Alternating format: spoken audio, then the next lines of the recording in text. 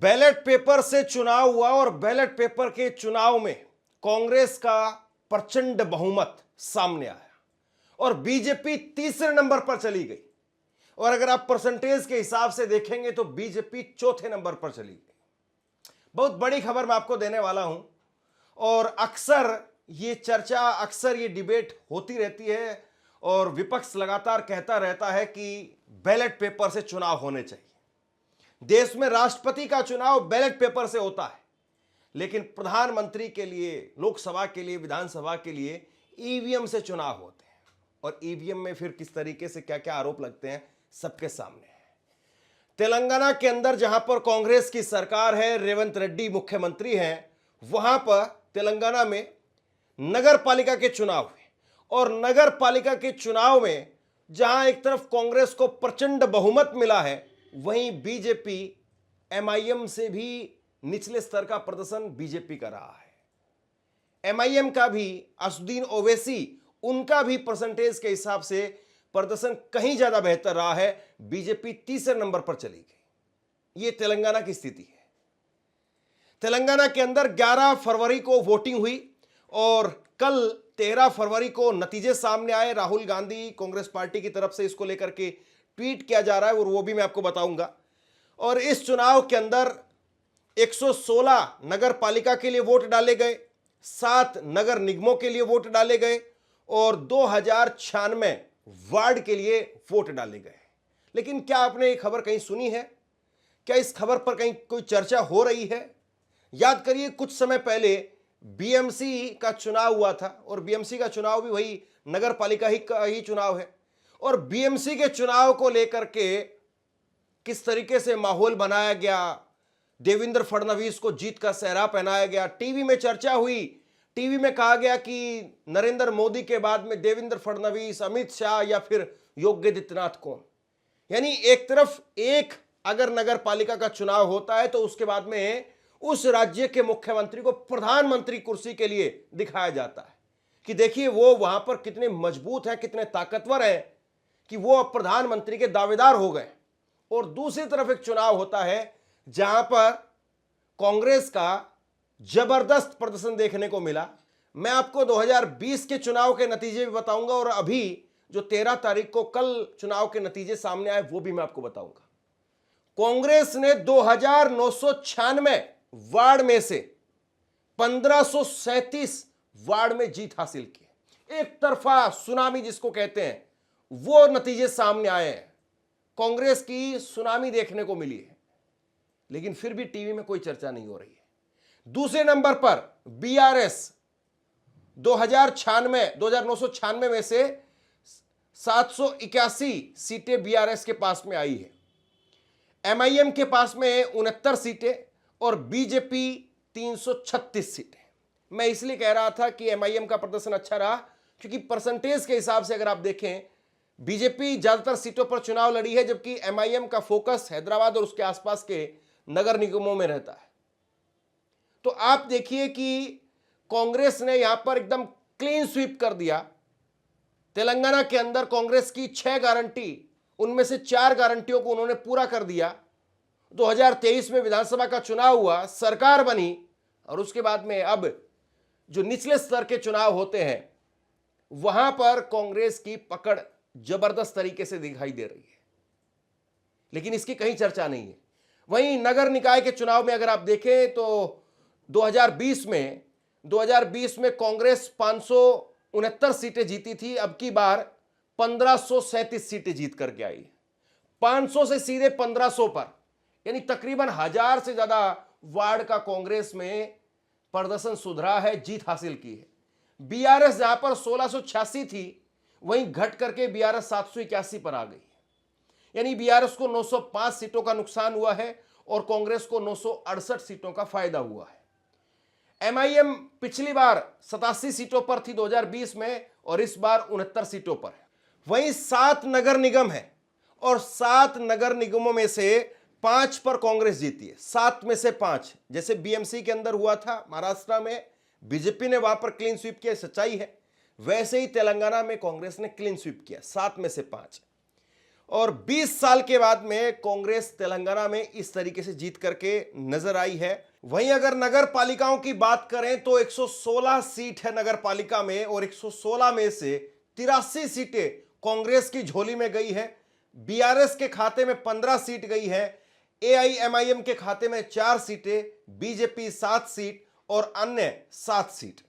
यानी नगर पालिका वहां पर भी कांग्रेस का दबदबा, वार्ड के अंदर वहां पर भी कांग्रेस का दबदबा और नगर निगम में भी कांग्रेस ने क्लीन स्वीप कर दिया है। 7 नगर निगम की सीटें हैं और 7 नगर निगम में से 5 पर कांग्रेस जीती है और 2 पर भाजपा जीती है। यानी अंतर, ये जो जीत के आंकड़े हैं ये साफ तौर पर बता रहे हैं कि कांग्रेस का तेलंगाना के अंदर एक तरफा दबदबा दिखाई दिया। अगर यही नंबर महाराष्ट्र के अंदर आते हैं तो खूब चर्चा होती है, खूब इसकी जो है वाहवाही लूटी जाती है। लेकिन अगर तेलंगाना के अंदर ये नतीजे निकल करके सामने आते हैं तो टीवी पर चर्चा नहीं होती है। और ये मैं नहीं कह रहा हूं, केवल ये आप अपनी स्क्रीन पर देखिए, एक स्क्रीनशॉट मैं आपको दिखा रहा हूं। प्रसार भारती ने अपडेट दी सुबह सुबह जब चुनाव के नतीजे आ रहे थे उस वक्त में, और उस वक्त में प्रसार भारती ने ये अपडेट दी और उसके बाद में जैसे ही कांग्रेस की सीटें ज्यादा होने लगी उसके बाद में प्रसार भारती ने अपडेट ही नहीं दी। ये मौजूदा वक्त में चुनाव है और चुनाव के नतीजे हैं।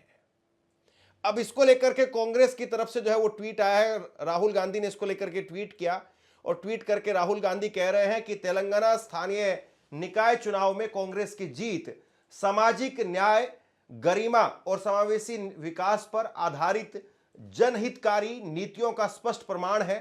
प्रत्येक कांग्रेस कार्यकर्ता और नेता को हार्दिक धन्यवाद। यह जीत आपकी और तेलंगाना की जनता की जीत है। यानी कांग्रेस इस जीत को लेकर के गदगद है। और दूसरी तरफ प्रधानमंत्री नरेंद्र मोदी अगर केरल में भी एक सीट जीत जाते हैं तो वहां पर जो धन्यवाद देते हैं, केरल के नगर पंचायत के सदस्यों को वो प्रधानमंत्री आवास में बुलाते हैं। लेकिन अब बताइए आप तेलंगाना को लेकर के चुप्पी क्यों है? वही अगर विधानसभा की बात करें तो विधानसभा में भी 2023 में टोटल 119 सीटें हैं, 60 मेजोरिटी के लिए चाहिए थी और कांग्रेस ने 64 सीट हासिल की थी 2023 में। बीआरएस को 39 सीट मिली, बीआरएस की सत्ता थी, बीआरएस से कांग्रेस ने सत्ता छीन करके अपनी सत्ता बनाई। बीजेपी 8 सीटों पर सिमट करके रह गई, एमआईएम 7 सीटों पर। और 5 साल पहले 2018 में 119 में से कांग्रेस सिर्फ 19 सीटों पर थी, बीआरएस 88 सीटों पर, बीजेपी सिर्फ 1 पर और एमआईएम 7 सीटों पर थी। लेकिन देखिए 19 से और 64 सीटों का सफर कांग्रेस जो है तय करती है और बीआरएस 88 से सीधे 39 पर आ जाती है। यानी एक बहुत बड़ा जो है वो कांग्रेस ने वहां पर गैप भरने का काम किया। कांग्रेस ने एक तरफा जो है वहां पर अपना प्रचंड बहुमत जो है स्थापित किया और इसका बहुत बड़ा जो है क्रेडिट तेलंगाना में रेवंत रेड्डी को गया। रेवंत रेड्डी नौजवान है और रेवंत रेड्डी को लेकर के पहले कयास लग रहे थे कि राहुल गांधी कहीं ओल्ड गार्ड के चक्कर में ना फंस जाए, लेकिन उन्होंने रेवंत रेड्डी को ही आखिरकार सीएम बनाया और अभी तक उनकी सरकार ठीक ठाक तरीके से चल रही है। हालांकि बीच बीच में बीजेपी के लोग जो है वो कोई ना कोई उनके बयान को लेकर के हवा बना देते हैं कि वो तो संघ के आदमी हैं, आरएसएस के आदमी हैं और वो आरएसएस के अंदर आ जाएंगे, माफ कीजिए बीजेपी के अंदर आ जाएंगे। हालांकि वैसे आरएसएस और बीजेपी अलग अलग कहाँ है। तो ये जो है सारी बातें जब चलती रहती है और ऐसे में कांग्रेस के जब वो प्रचंड बहुमत के सीएम बने हुए हैं, नीचे भी उनकी जीत दिखाई दे रही है, वो भला बीजेपी के अंदर क्यों जाएंगे? और बीजेपी के अंदर जाने के बाद में बीजेपी कब किसको सीट से उठा दे, कब किसको सीट पर बैठा दे, क्या कोई गारंटी है बीजेपी के अंदर?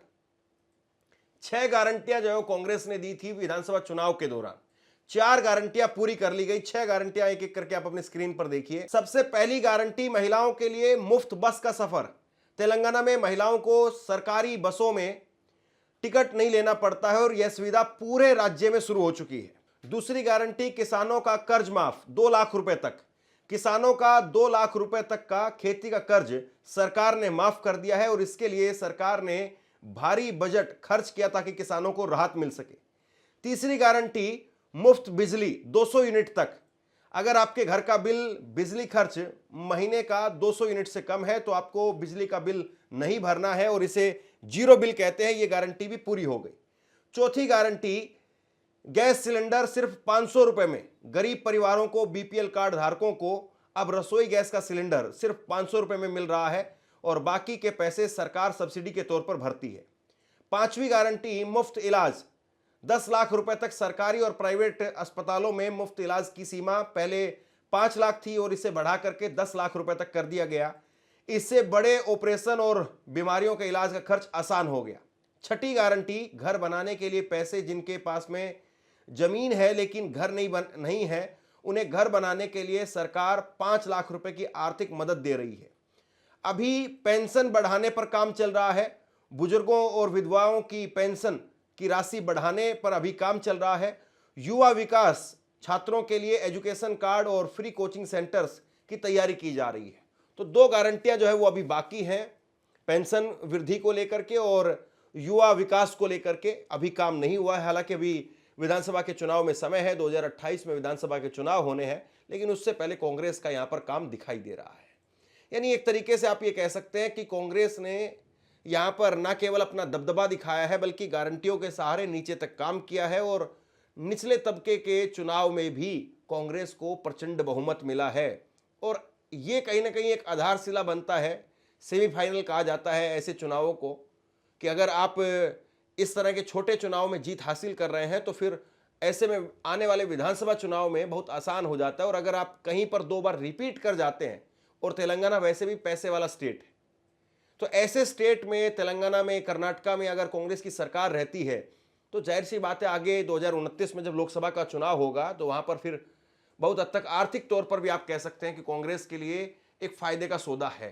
क्योंकि अगर बड़े राज्यों में अगर आपकी सरकार नहीं है, बड़े रेवेन्यू वाले स्टेट्स में अगर आपकी सरकार नहीं है, तो फिर चुनाव लड़ने के लिए जो पैसा चाहिए होता है, जो संसाधन चाहिए होते हैं, ऐसे में वो नहीं हो पाते और बड़ी मुश्किल जो है फिर चुनाव में हो जाती है। और चुनाव आजकल वैसे भी जो है बहुत खर्चे का सौदा हो गए हैं। और रेवंत रेड्डी वो इस तरीके के एक तरीके से मुख्यमंत्री बनते हुए नजर आ रहे हैं। बीजेपी के नेताओं से भी मिलते हैं, अभी प्रहलाद जोशी से मिलने के लिए गए, प्रहलाद जोशी के साथ में मुलाकात की, नरेंद्र मोदी से भी मिलते हैं। कोई इस तरह का उटपटांग बयान या कोई विवादित बयान, बेवजह से सुर्खियों में रहना, वो भी नहीं दिखाई देता है। तो कांग्रेस के लिए तेलंगाना एक तरीके से सेफ स्टेट बनता जा रहा है। और ऐसे में जो अभी नगर निगम के चुनाव हुए हैं उनमें प्रचंड बहुमत मिलना ये कांग्रेस के लिए वाकई शुभ संकेत कहे जा सकते हैं। शेयर कीजिए इस खबर को और आप क्या सोचते हैं नीचे कमेंट बॉक्स में लिख करके जरूर बताइए। धन्यवाद। आपसे कुछ कहना चाहता हूं, आज के वक्त में पत्रकारिता करना कितना मुश्किल काम है, लेकिन अगर ऐसे में भी कोई आपकी खबर दिखा रहा है, कोई आपके मुद्दे पर बात कर रहा है, तो आपको भी उसका साथ देना चाहिए। अगर आपको लगता है कि मेरी पत्रकारिता सही है, मैं आपके लिए आपकी खबर वो दिखा रहा हूं, तो ऐसे में आप मेरा सहयोग कीजिए। आप इस वीडियो को जब लाइक करेंगे तो लाइक के साथ में ही एक थैंक्स का बटन आपको दिखाई देगा। उस थैंक्स के बटन पर आप क्लिक कीजिए और जो भी सहयोग राशि दे सकते हैं वो दीजिए। दूसरा, आप चैनल को ज्वाइन कर सकते हैं और चैनल को ज्वाइन करके भी मुझे मदद कर सकते हैं।